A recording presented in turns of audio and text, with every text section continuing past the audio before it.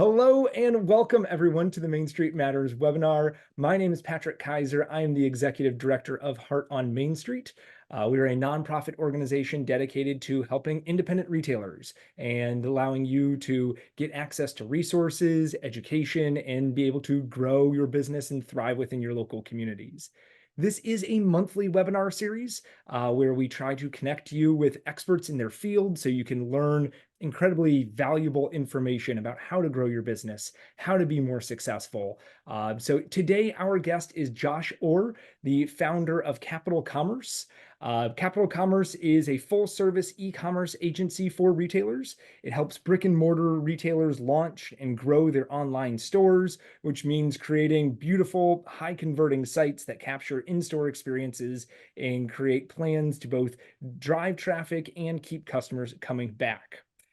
Josh has worked with hundreds of retailers on site design, email and marketing strategies, increasing conversion rate, social media ad management, and so many other things.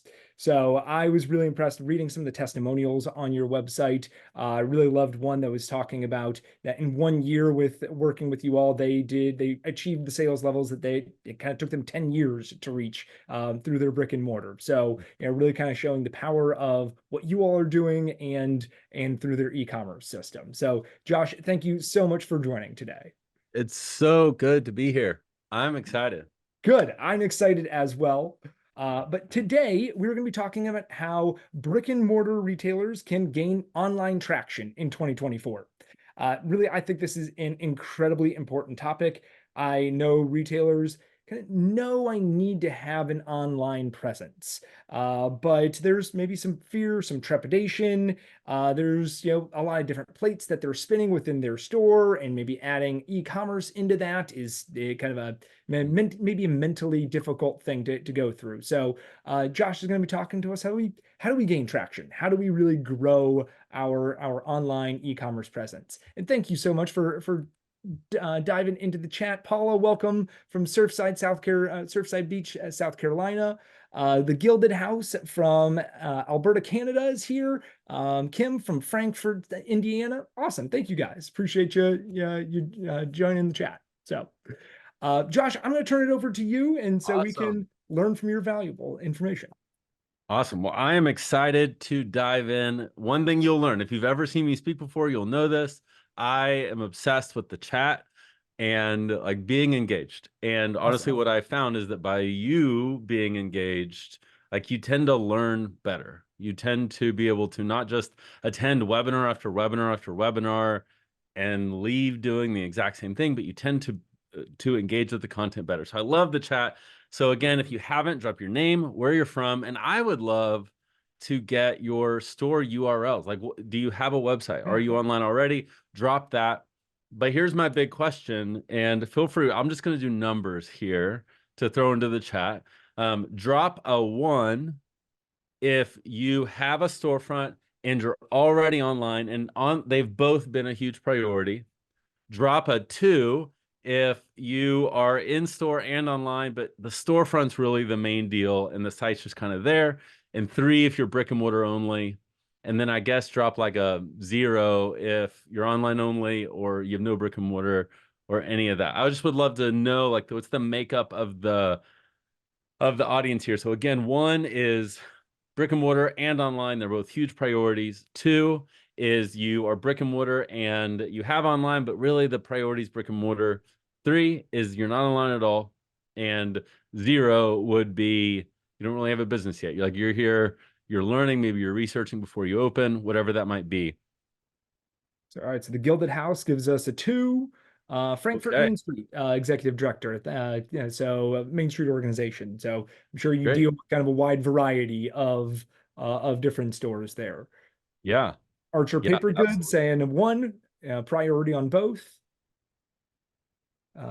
Donna is saying there are 2, brick and mortar, but have an online presence as well. Yeah, that's good. Okay, well, let's dig into what I want to talk about today, which is like, what does it look like for brick and mortar retailers to grow online? And what the biggest thing is, actually the biggest thing I want you taking away today is in the title. And it is that us as retailers, you are more than a store. What you do for your customers, not just sell a product, there's something on the other side of that product, an impact that you make in your customer's life. There's some easy examples. If you're like a size inclusive brand and you sell a dress that a woman feels beautiful in, you did more than sell a dress. You gave confidence. You gave this feeling that she is beautiful. And when you do that, you're making an impact. And it doesn't have to just be in the size inclusive world. I think this is true of gifts, of home decor, of clothing, of you name it. I think that this is true of those pieces. And so I want to talk today about what does it look like to take that impact that you're making in your customers and their life and bring that into the storefront. Patrick, your introduction was very generous and helpful. If we haven't met before, my name's Josh, or I started Capital Commerce. We are a digital agency that really we help brick and mortar retailers gain traction online through a bunch of different ways. My shameless plug that I'll make, this is the one big plug, is if you're on Instagram and you don't follow me at Retail Josh, follow me at Retail Josh. I share a bunch of tips and tactics around growing online sales, occasional cute pictures of my kids, and we put out a ton of content there. So let's get into the meat of the content. And then again, if you have questions, put those in the chat. Patrick's already said, like, he's going to be super helpful in making sure that I see all the questions and everything else. And so we'll make sure and circle back to as much as we can. If you think about what it takes to gain traction online, like, it's really a few things. It's your plan and your strategy around how we're getting people into our site and to our storefront. Then, like, how are we converting that traffic into paying customers? And then not just how are we getting one-time purchases, but getting 2, 3, 4. And the problem here is, like, okay, that sounds great. That sounds easy.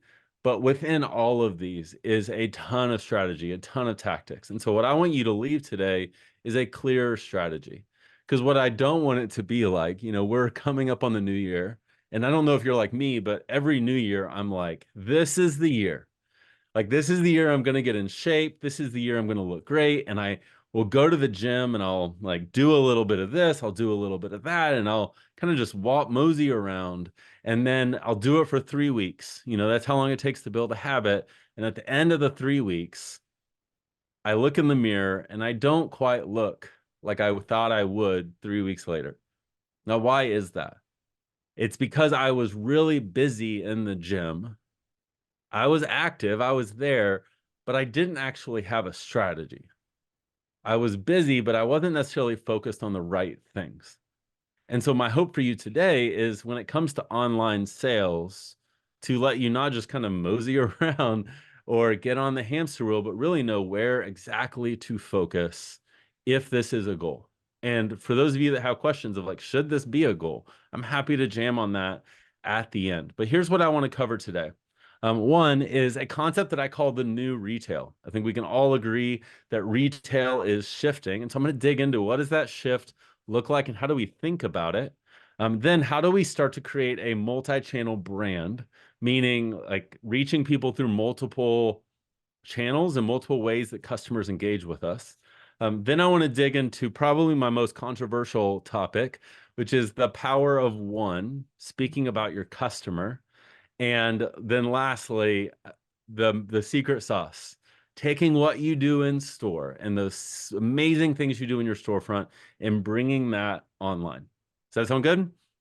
Okay, Yeah, perfect. Let's I'll dig answer into for it. everybody. Yeah. So first, the new retail. This is really the biggest mindset shift. And if you leave with anything today, I hope it's this.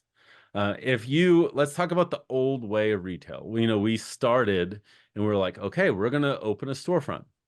And that's great. Like, we're really proud of what we're doing in store. And then we're like, oh, COVID shut our store down or whatever. Let's go get a website. And so our store launches a website and our store launches an Instagram and our store launches, you name the channel.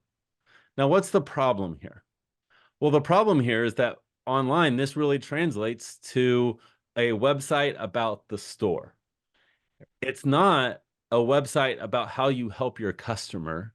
Your customer is coming to you looking for a solution, and we're pointing them somewhere else. And the only way that we can show up and serve our customer is if they visit our store. Well, is it possible that you can solve their problem online as well? And so instead, what if we shifted away from being a store that has a website to really being a brand? And a brand that is obsessed with serving its customer. It's obsessed with showing up and solving their problem, no matter where people engage you. And so when we do this, we can look at what our brand does best and how it really helps. And we then see that experience play out through an in-store experience. And we see it play out through an online experience. And we see it play out through a social media experience. No matter where people engage your brand, we want to be capable of solving our customers' problems. This isn't necessarily just about, making more money on another sales channel. This is about serving our customers because they're coming to you. They're sitting on their phone. They're wanting that perfect gift, or they want this amazing outfit, and they're browsing on their phone at night while they're having wine with their spouse, watching a TV show, and they're looking to your brand. And if we want to make sure that we can show up and solve the same problems that we're able to in our storefront. So how does that look online? Well, that looks like a site that your customer feels the same thing they feel when they visit your store. We can solve the same problem that we do in our store. Now I'm kind of showing you an extreme brand here, but if you met this woman, you'd get it. Like you would see that. You can feel her Oh personality. yeah. Oh, Absolutely. we're gonna dive more into her here in a second. So taking that, now let's start to say, okay, how do we translate? I'm going to go a layer deeper each time. So how do we take that idea and start to translate that to, okay, if we need to go from a store to a brand, how do we be a brand? What does that mean? Well, there are three big things that a brand is made of. There are visuals. This is the obvious one. This is logos, colors, fonts, photography. There is voice, like how your brand communicates. And then there's the brand experience. This is what your brand does. And so let's talk through visuals. This is having cohesive fonts, colors, logos.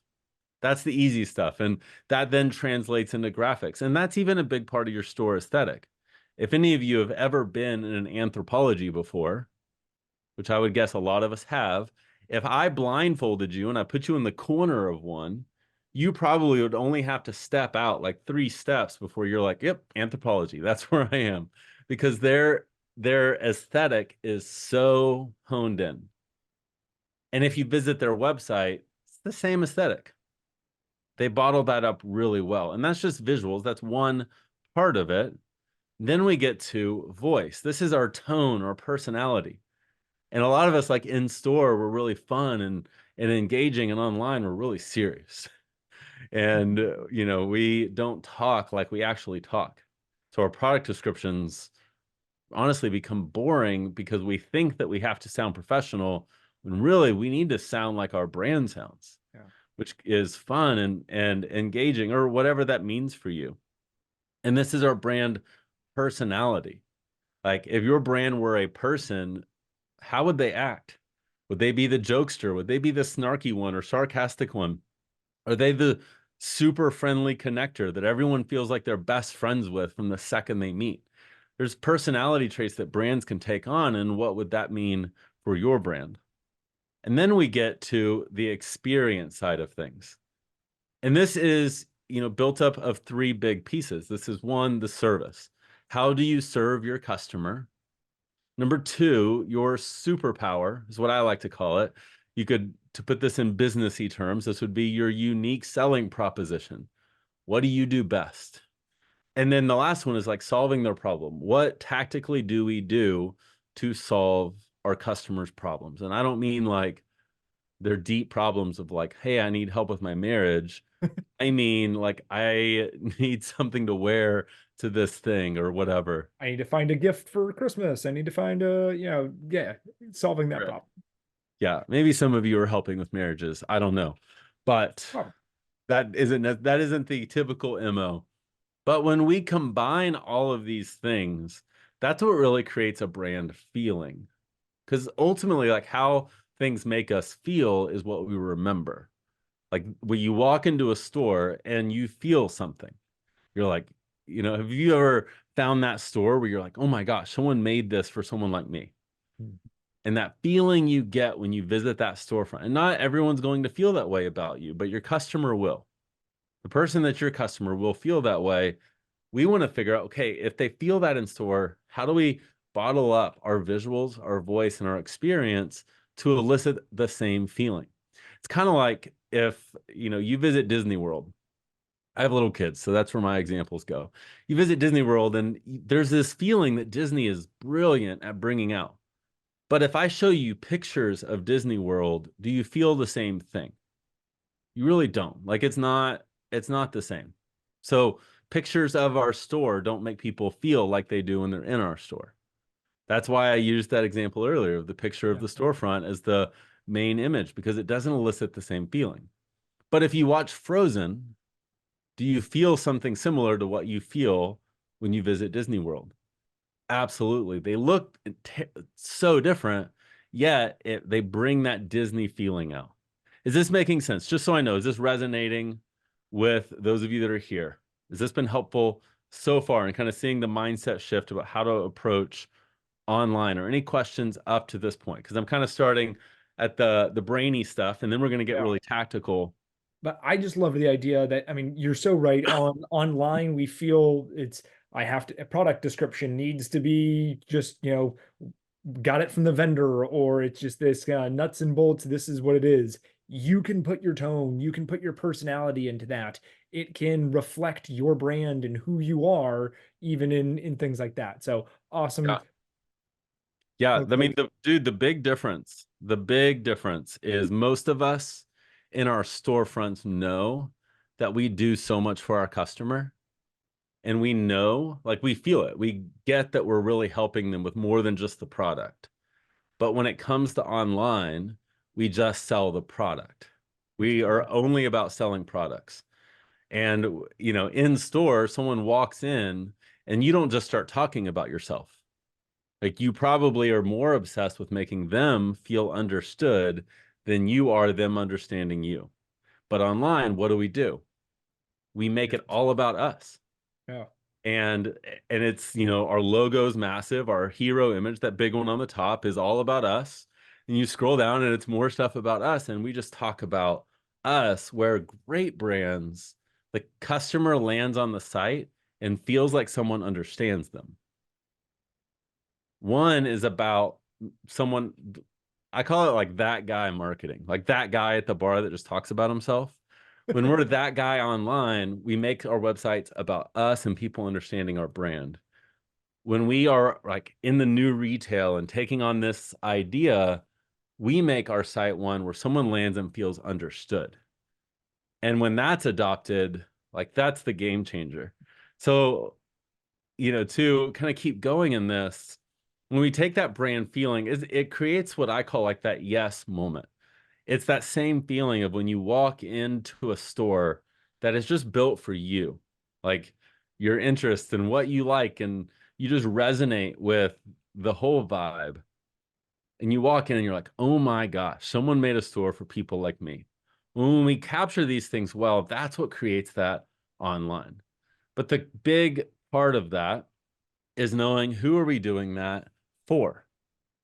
Who are we making feel like that? Because we need to understand who they are if we're going to make them feel understood.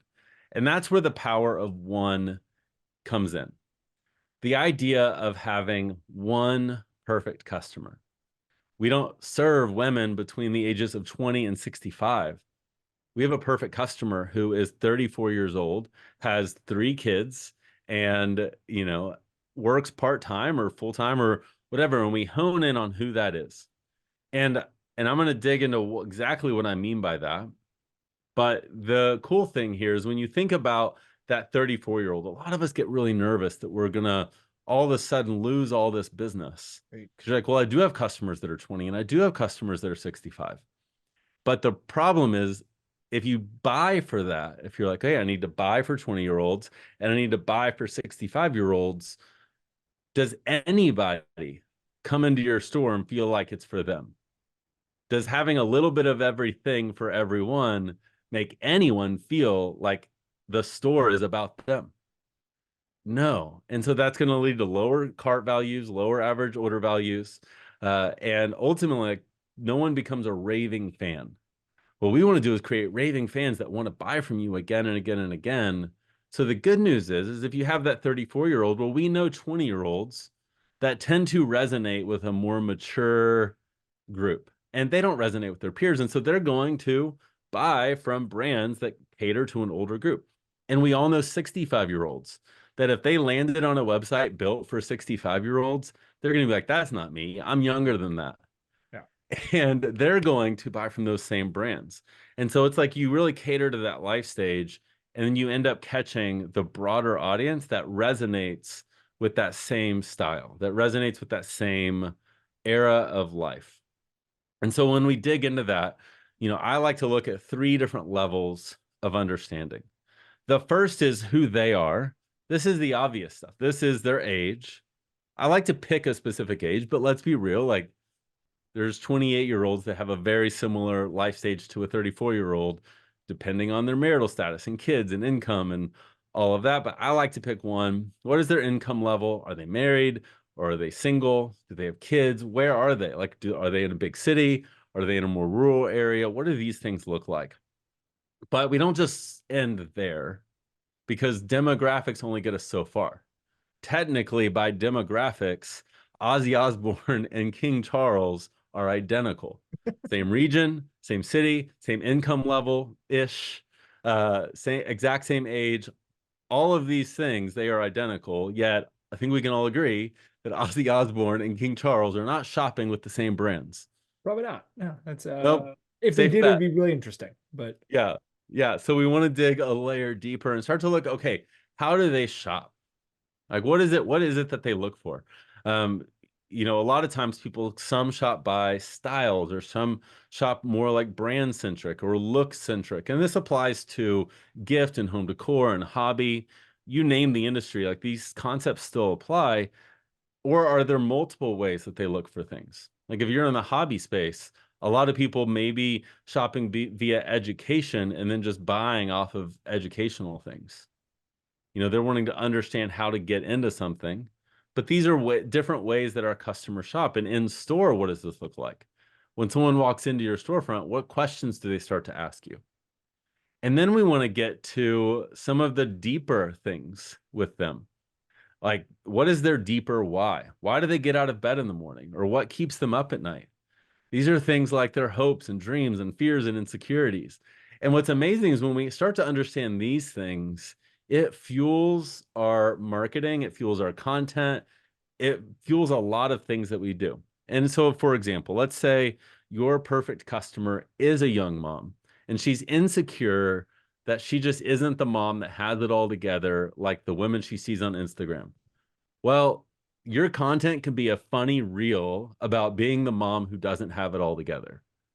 Your customer will resonate with that because you're speaking to an insecurity, but you're saying, hey, you're not the only one.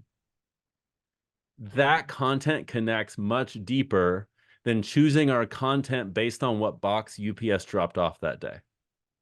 When we're speaking to their hopes and their dreams and their fears and their insecurities, it's much more effective than UPS dropped this off.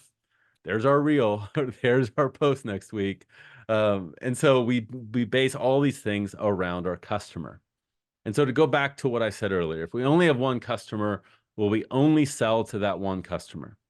Absolutely not. You sell to that life stage and then everyone that kind of resonates with that.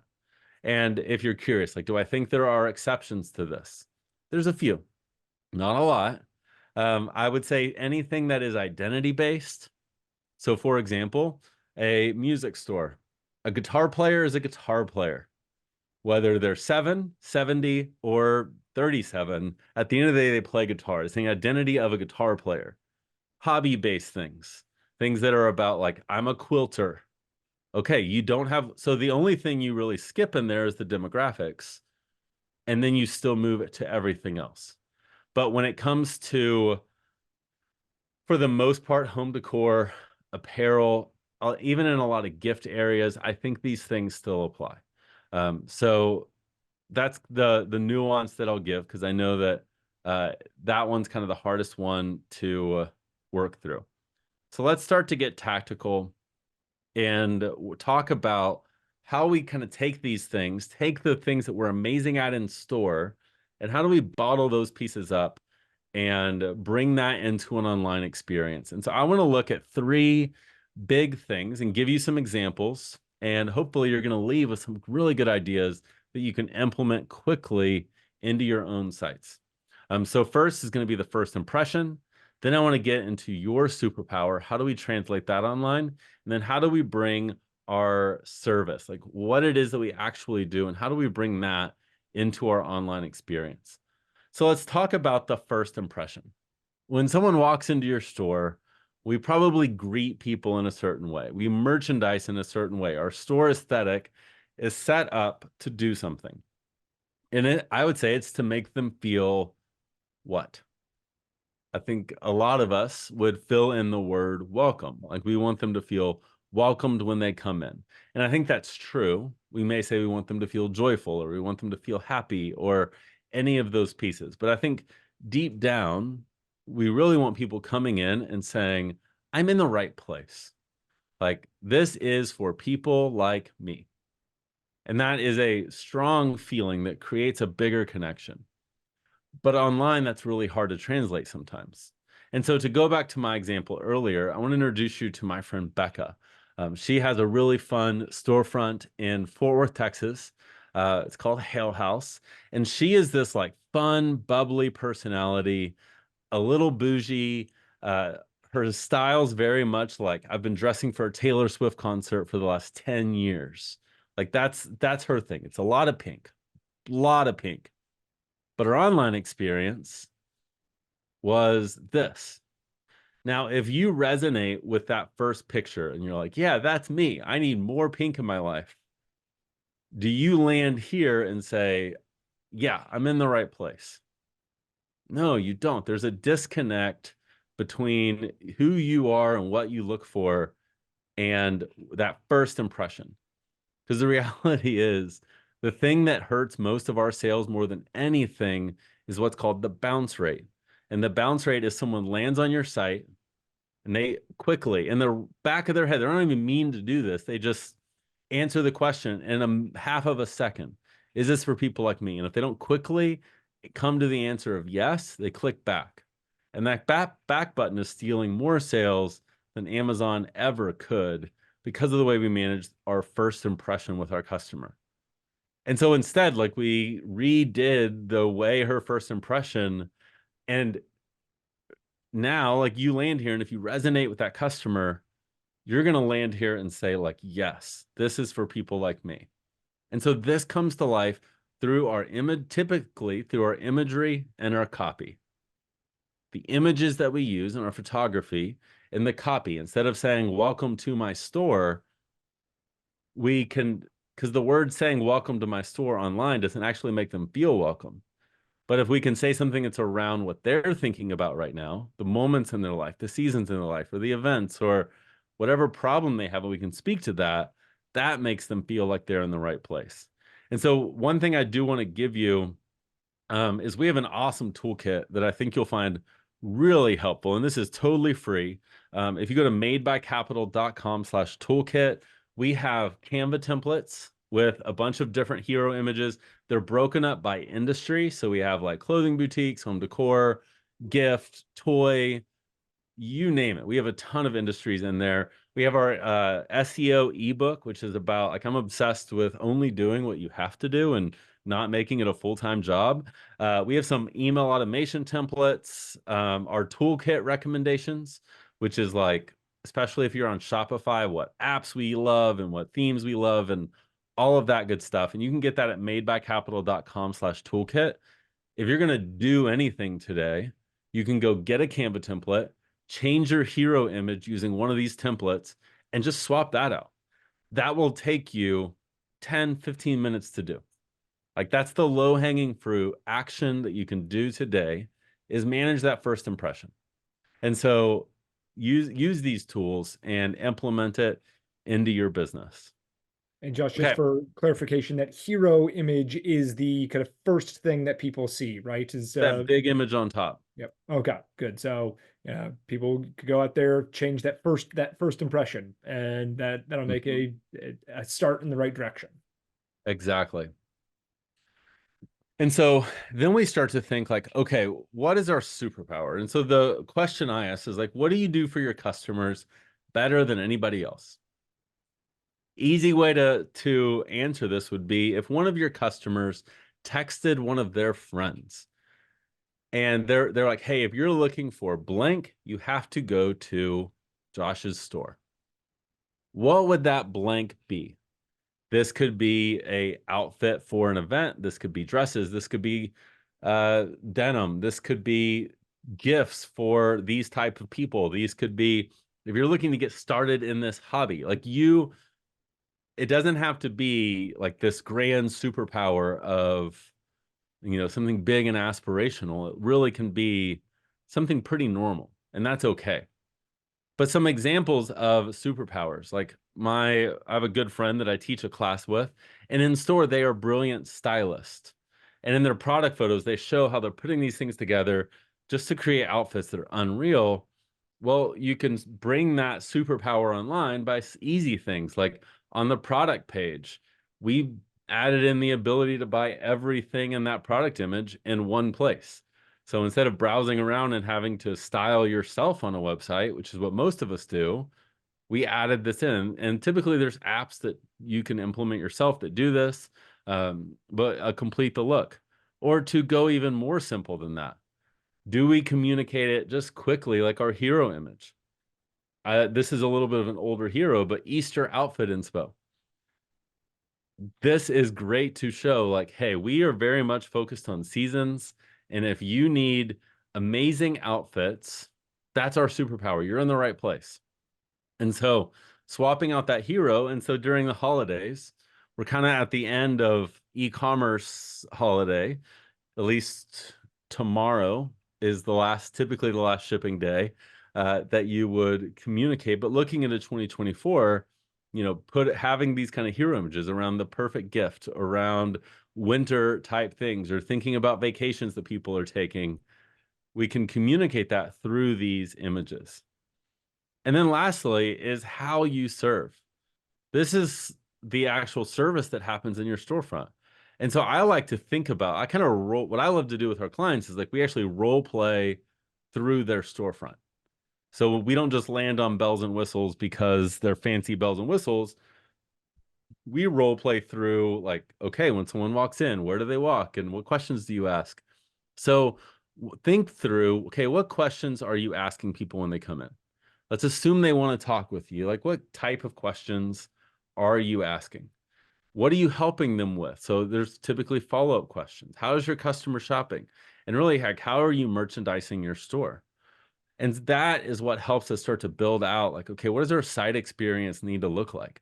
So instead of picking a theme and just filling it out like it's a software, we're really merchandising our site because that's what it is. It's merchandising a sales channel.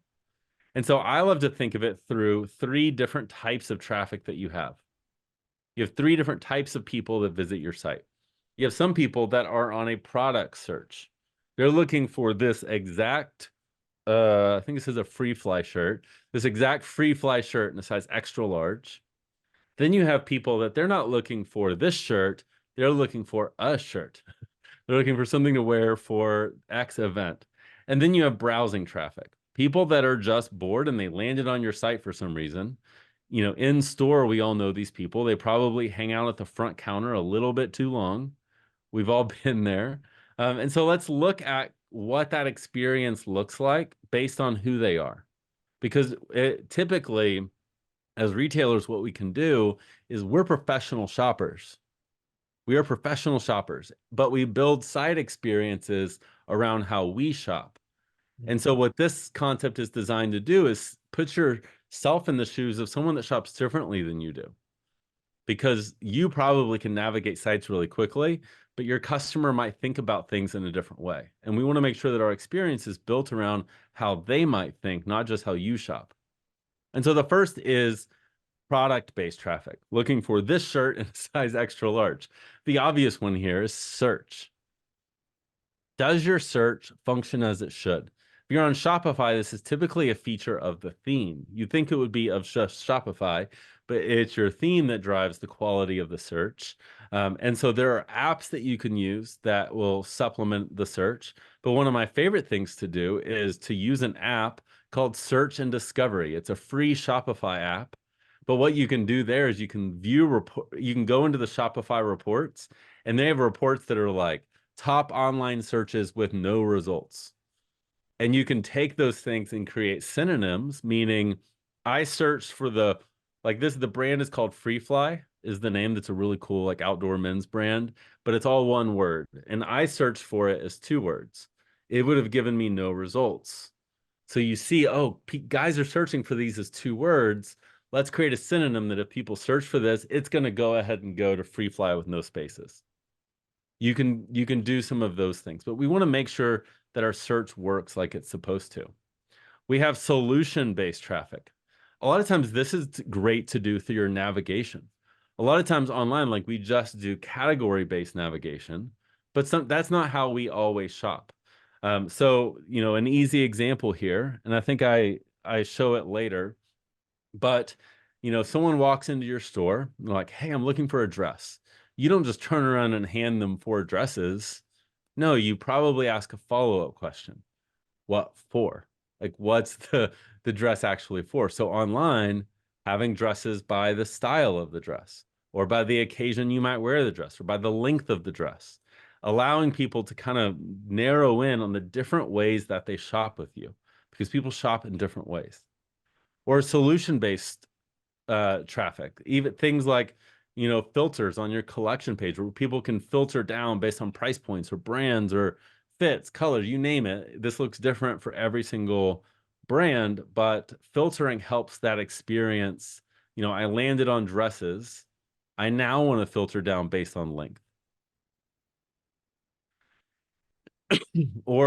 And then, I'm sorry? I was saying, I just learned what type of shopper I am. So, using those filters, going through, that's where I'm at for sure. So, I love it. Everyone shops in. Some people are search people, for example. They yeah. don't navigate sites at all. They just live in the search bar.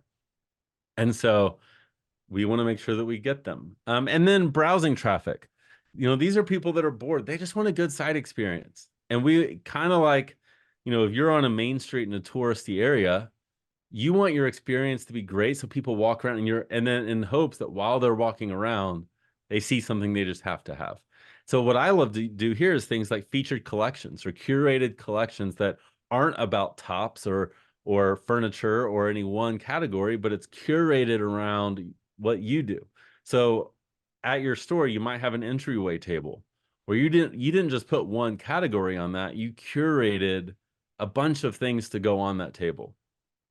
We're doing that, but we're doing that online. So again, what I've covered today is a lot of things that I think that if you focus on in 2024, which is where I always start, I talked about in the beginning, like, we have traffic, getting more people to our brand, more people to our site, conversion, turning them into paying customers, and then retention, which is getting them back and buying again. And where I normally encourage people to start is with that conversion piece, which is why I dove so much into the experience of your site and understanding what you do in store. Because if we go and we drive a bunch of traffic and we get on the hamster wheel of social, but our site's not actually selling, it turns into a hamster wheel. And at the same time, like, we want that retention piece. And so my hope for you today is that you really leave with a clearer plan of, like, okay, how can we start to build a site experience that is capable of serving our customers? And so again, what I would love to offer you, and then we'll dig into any questions that you have. We have that free toolkit, just free resources that are super helpful. Honestly, we typically charge for it, but you can get it at madebycapital.com/toolkit. And the shameless plug I'll make is, if you don't follow me already, follow me at Retail Josh. We do have the toolkit available. Again, that's at madebycapital.com/toolkit. And then for those of you that have, like, your store has a lot of traction and things are going great in store, and you're like, okay, but now I need to really take the success of my storefront and bring that success online, then I would love to invite you. You can book a free consult, where I will want to dig into, okay, where's your brand now? Where are you wanting to take it? Where does e-commerce fit in? Of course, like, if it's something we can help with and getting there, we'll share what that looks like. And then if not, hopefully we can at least get you pointed in a good direction.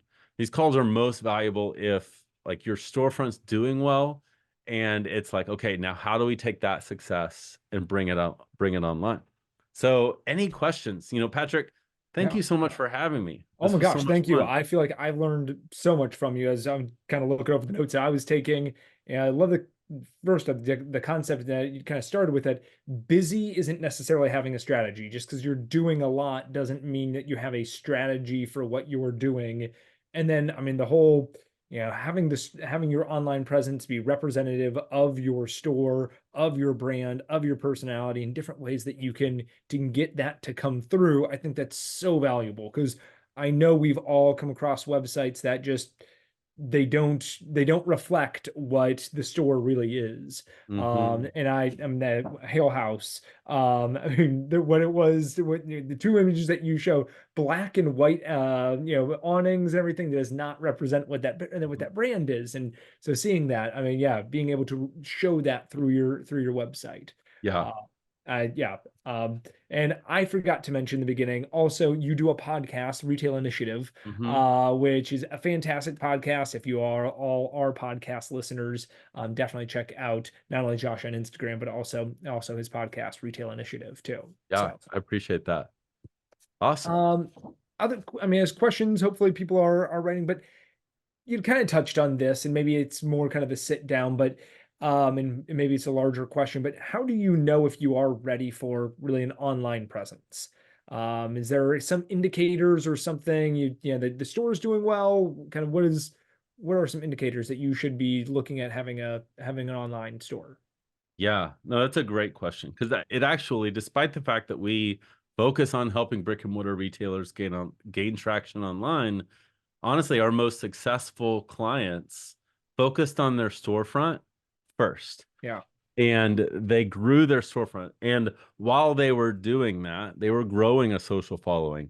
They were growing an email list. They were honing in on who they were as a brand and how they served their customer. And so for people that are, like, just getting started out, I would say, like, don't really focus on it a ton. Take some of the principles that I talked about, a great hero image, and of course, like, your store details and all of that. But you can generally just list products, because some people want to see, what you have before they visit, but you don't have to make it this massive priority.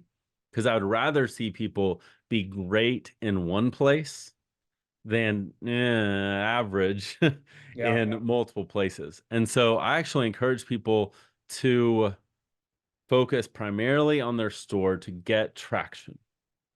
And once you have that and you start to have the capacity to, build a team, get these things in place, then that's a great opportunity to grow online. And because you've been focused on growing your store, growing your social following, and growing your list, you will launch with a much bigger splash than you would have otherwise. perfect. Brandon asks, our brand has stores in several states, and we do a very good job of capturing customers from those areas to shop online, but we've been struggling to capture people from areas outside of our physical reach. What are some good places to start targeting people outside of our stores and socials? Let me read that question one more Yeah. time. So I think getting people that come into their store to go online, Mhm. but how do I get Yeah. more people to, outside than the brick and mortar customers to also go online? Yeah, so it depends. So first, if your site is converting well, then honestly, paid media is great for that. And typically you'll grow a following outside of your local audience as well. Now, a lot of times when I see this, it typically is a site that does not really reflect the best of what the store experience is like. It's like a site that sells products. In store, it's amazing. Online, it's not. And so the site, even if it does okay, it typically is doing okay, piggybacking on the previous experience someone had in the storefront. So I'm trying to think of the only analogy I can think of is like I grew up listening to like pop punk emo music. And if you hear like Blink 182, which was my favorite band growing up, and you hear them and it sounds great, but then that one time you hear an acoustic version of a song and it actually is not very good. But if you're a fan, you know the original one. And so like you're piggybacking off of the great experience of the original version. Interesting. My Yeah. analogies can be weird, but it's like the only thing in the world I'm actually somewhat good at. I'm learning a lot about you though. Yeah, that's Yeah. pop punk. It's And so a lot of times our side experience kind of piggybacks off of whatever they had before. And so they trust you. It doesn't even matter that first impression because they love your brand from what they experience in store. And so if it's converting and your site experience does reflect that, then I would move into paid traffic through Google and through Facebook. Those are awesome. If it isn't reflecting that, then I would start some with the site experience, and you can low budget start getting into paid ads. But that's where I would start. and maybe with the toolkit you talked about SEO in there. Maybe there's some things that can help Mhm, kind of drive when you're searching for things, then your site to come up in that too. mhm. Yeah, Um, exactly. you know, what are in your kind of viewpoint, what are some of the biggest things holding retailers back from really investing in their online presence? That's a good question. So let's say we have someone who their store does have traction and they probably could do really well online, but they just aren't. And they have these beliefs or these things that hold them back. I think a lot of times, one is beliefs that we have around like, can we do well online? We have Amazon or we have Shein or we have these other big players, and can I ever do it? Or what about the fact that, our wholesale is more than X big box brand. How are we ever going to compete on price? And there is these beliefs that all we do online is sell products. And because we can't see that we can really serve people and bring our unique value online where price doesn't matter as much, because when we're really like educating our customers and we're providing a unique value to them deeper than what big box does, you don't have to do the same. But if you're just selling product online and you're not really seeing it as a brand experience, then of course, like we're competing against Amazon. And so I think one, just beliefs around what's possible online, it hold us back. Two, if I'm honest, is a lot of times like I see CEOs that as the business has grown, they have developed as a business owner and as a CEO, they've gotten great at delegating, great at leading a team and the way that their store operations work. And then once they go online, they like backtrack to when they first started their business.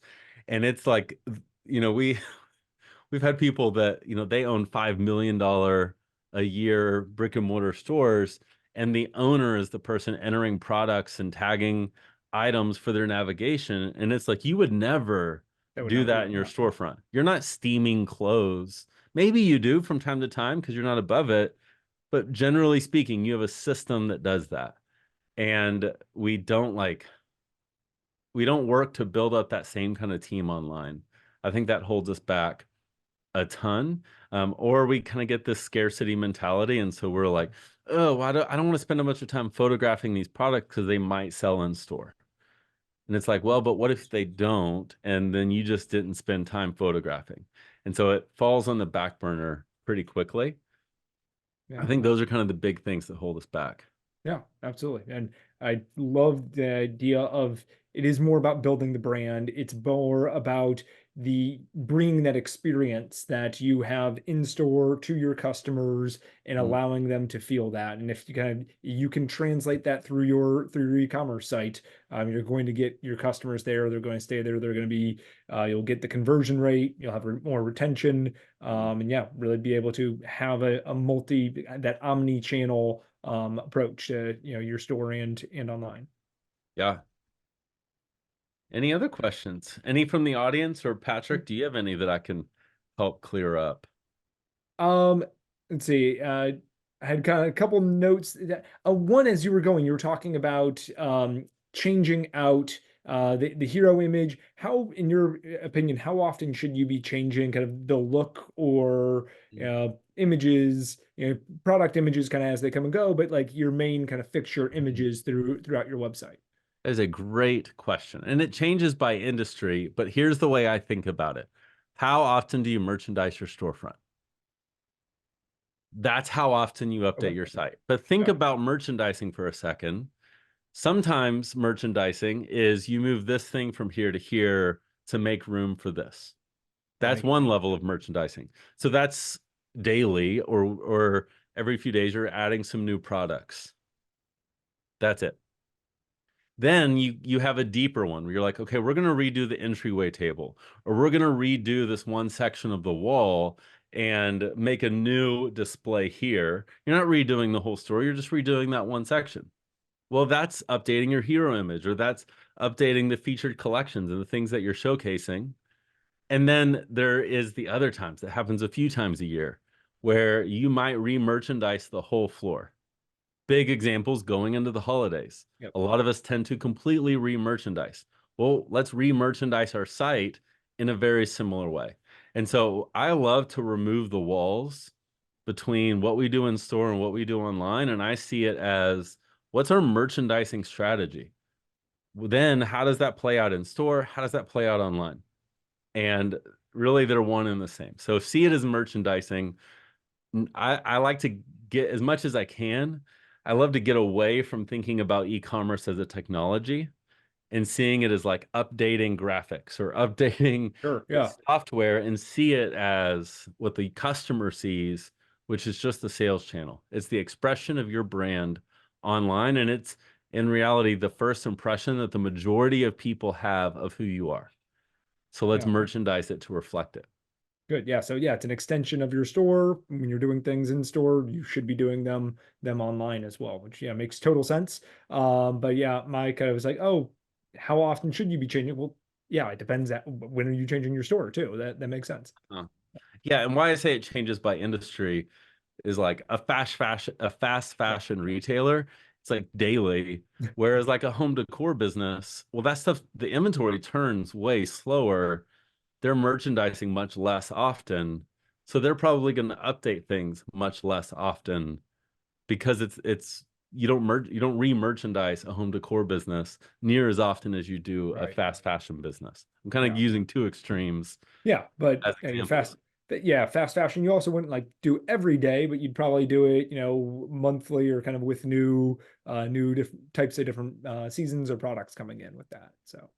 Yeah, Yeah. Excellent. Well, Josh, thank you so much for being on today. I took a ton away. I'm sure our good. listeners, watchers did as well. Whether brick and mortar, I loved the question at the beginning of, do you have brick and mortar and a large emphasis online, a small emphasis online, no online presence? Even those that are working with other retailers or of Main Street organizations that everyone here can really kind of benefit from learning more about having an online presence and what websites should look like and how to really extend your brand into that area. So Yeah. thank you so much for being on today. I really appreciate it. I learned a whole lot. So Yes, it was so good to be here. And for all of you, thanks for joining us. I honestly can't wait to see what's next for your brands online. So thanks for being excellent. here. Yeah. A short plug for our next webinar, which is going to be at the end of January, I believe the 24th. I should have looked up this date before I started talking about it, but the 24th, it's going to be about trends. So after January shows coming back, what are big trends that are going on? What are kind of new items, different things? So we'll be learning a lot throughout the next couple months and talking about new trends for 2024. So that's going to be with Erica Kirkland of Gift Beat magazine. But really it'll all be kind of not only gift products, but also just kind of an extension of trends that are out in the marketplace. So a question came in, saw you have something in Dallas, nothing in Atlanta. Yeah, so Hard on Main Street, we are having an in-person education event in Dallas. So it's going to be about merchandising, and we're having the Retail Works Inc. group that will be talking to customers, retailers about merchandising. Unfortunately, I do not have anything in Dallas.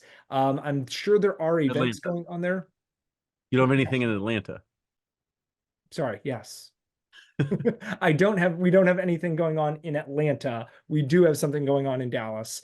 But there probably are events going on. I could look that up, send you all some information about different events that are going on in Atlanta during the shows there. But yeah, we weren't able to schedule something for that, unfortunately. We are looking at the summer, having different events at both. So again, thank you everybody for being on today. You will get a recording of this webinar, so if you want to go back, rewatch it, if you need to go back to take more notes, learn more things, you absolutely can do that. And any other future webinars you can register for at heartonmainstreet.org/education. So thank you all very much and have a wonderful day. Take care. Thanks, Thank you, Josh. everyone. Yeah, thank Bye. you.